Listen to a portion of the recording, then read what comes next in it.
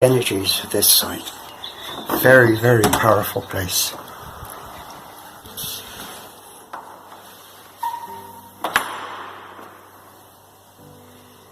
And wow, look at this incredible font here. I love the chevron type patterns.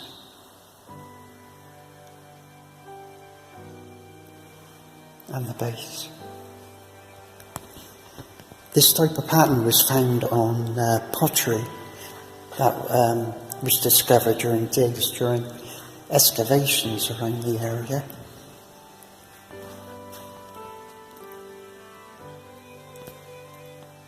A little bit of damage there, that's all. Wonderful. And look at these supports for the belfry. They're actually tree trunks.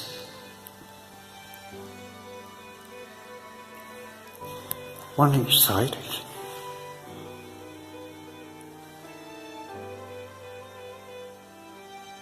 Great ceiling. The fire extinguisher isn't 900 AD.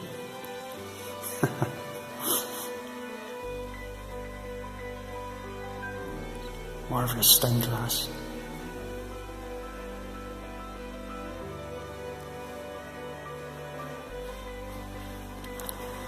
We're going to take a walk up through the church, but as we go, I'm just reaching for a dowsing rod because I want to show you the behaviour of, or show you the energy that's in this church as we walk up through.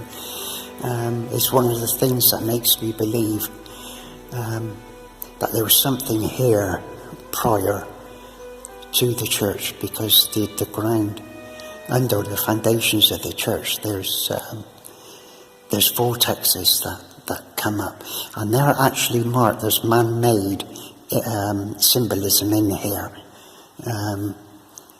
to show where there's significant places here of significant importance. So let's just take a walk up through. I've got to try and hold my mobile in one hand and dowsing rod in the other, so I'll hold it right out away from me. I'm not quite as comfortable as I should be doing this. Let's have a go, and let's just seek the energy as it goes through. To say earth energy, it does not go in a straight line, anything but. If I follow this, it's going to take me right into the pews before turning back. There we go. So I'm not going to walk in and out of the pews. I'm going to I'm going to walk in a straight line and just watch where the dowsing rod is telling me I should be going, because it will counter and it will zigzag, so when it goes off left, I know it will come back around to face to the right.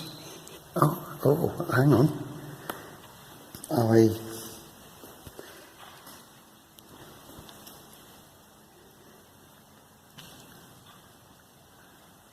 No, it's okay, we'll keep going.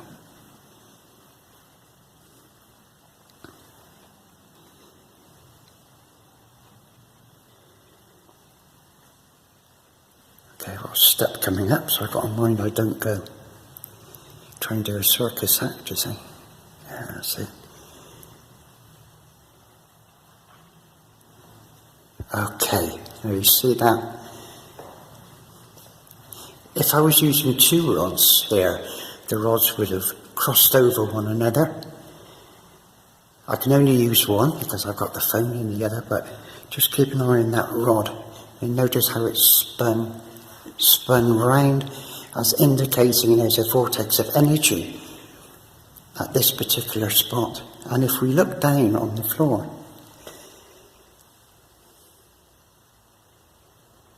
that image of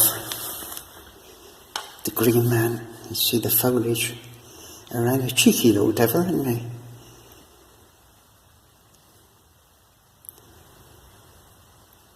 And that's marking where I think this particular place, I don't think the energies are reacting to the symbolism of the green man in the floor tile.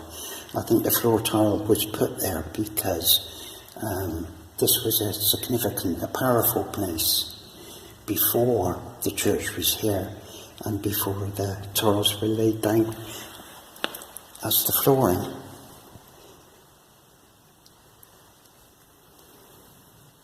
Let's carry on.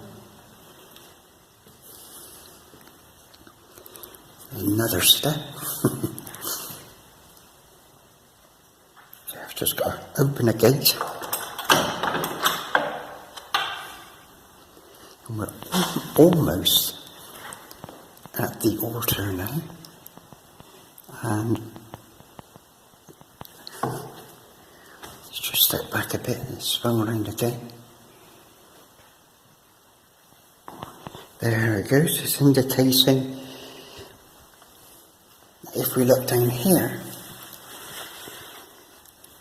one of the tiles, and it's only one of the tiles, has the little dragons, pair of little dragons in each corner of the tile. And again, I think this was obviously it's a powerful place now. This is the place of the altar, but this is just before the altar, and I'm sure this was a very powerful place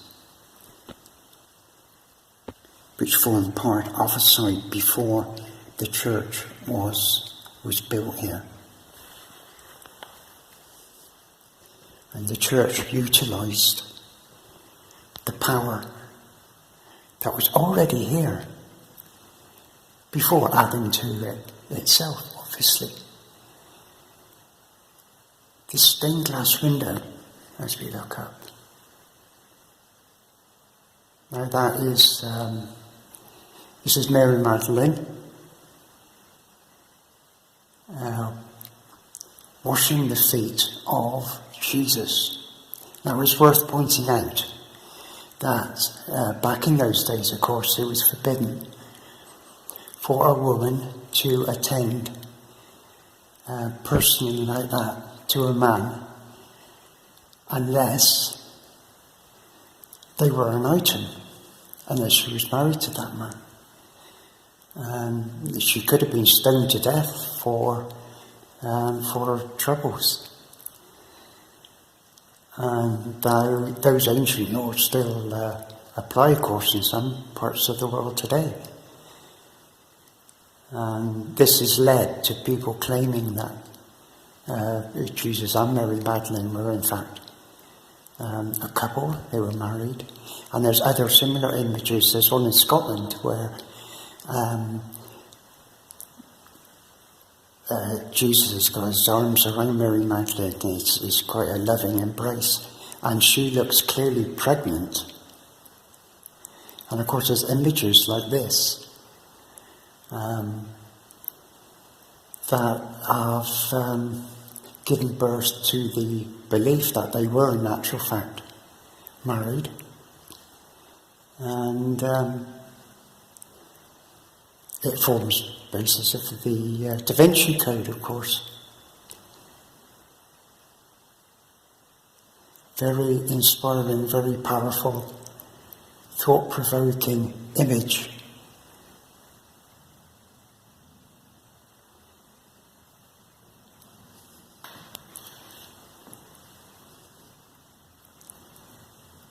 Indeed, a very, very powerful place. Let's just shut the gate behind me. There we go.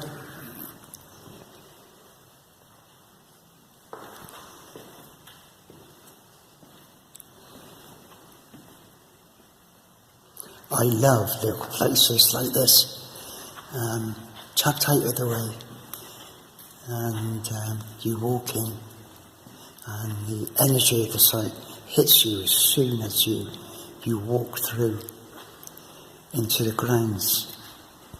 And they make you question, they make you wonder, they inspire all sorts of things.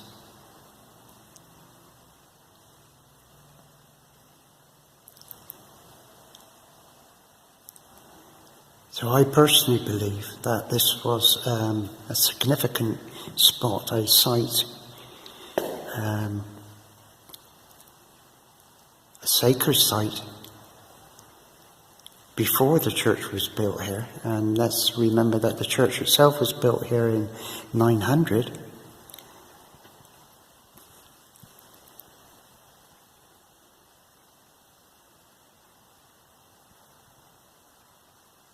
But the power of the original site is still here today and has been recorded even by the church, by the green man, the little dragons, and that magnificent tree out in the churchyard which marks the earth energy flow of the feminine energy as it runs through.